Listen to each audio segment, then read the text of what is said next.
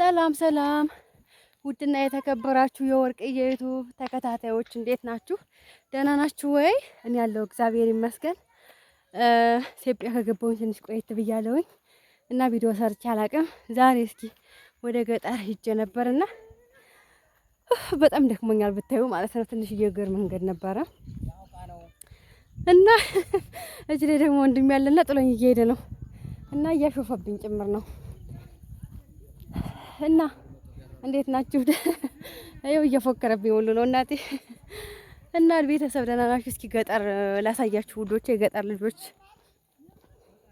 ገጠር ላሳያችሁ። ቆይ ሰው አለና ቀረጹን እንዳይሉኝ ትንሽ ለፍ ብዬ ልስራላችሁ። ከዚህ ላይ ደግሞ ወንድም ያለው የኔን ፖርታ ተሸክሞ ደግሞኝ ከፊት እየሄደ ነው፣ ከፊት እና ይሄን ይመስላላችኋለሁ። በጣም ያደክማል ግን በእግር ጉዞ እናንተ በስመ ወልድ እኔ በጣም ደክሞኛላችኋለሁ። እና ቢደክመኝም ማስታወሻ ይሆናል ብዬ ቪዲዮ እየሰራሁኝ ነው።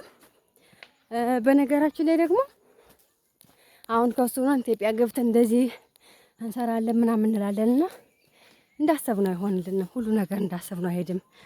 በቃ አይደለ ብዙ ነገሮች አሉ ቢዚ የሚያደርጉን በኔትወርክ ምክንያት በምንምና እኔ ከሱ እያለሁ ኢትዮጵያ ስሄድ እንደዚህ ቪዲዮ ሰራለሁ፣ ላይቭ ገባለሁ፣ ብዙ ነገር ሀሳብ ነበረኝ። ግን ከዚህ ስትመጡ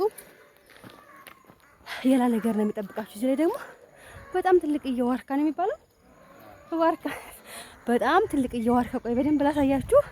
ይሄን የመሰለ ዋርካ አለ። ይሄ ደግሞ ጥሎኝ እየሄደ ነው እና በትንሹ ይሄን ይመስላላችኋለሁ። ወይኔ በጣም ደክሞኛል።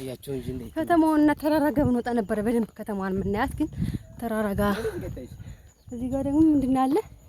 ወደዚህ ደግሞ መድኃኒዓለም ቤተክርስቲያን አለ እላችኋለሁ። ከተማዋን አሳያችሁ ነበረ ትንሽ፣ ግን ወደ ተራራው ወጣ አካላልን አይታይም።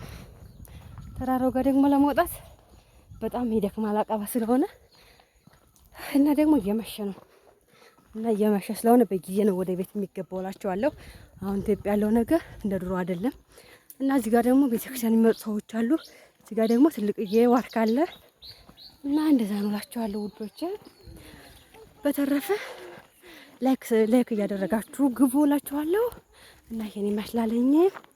በሌላ ስራ እስከምንገናኝ ድረስ ሰላማችሁ ይብዛ ውዶቼ። ባይ ባይ።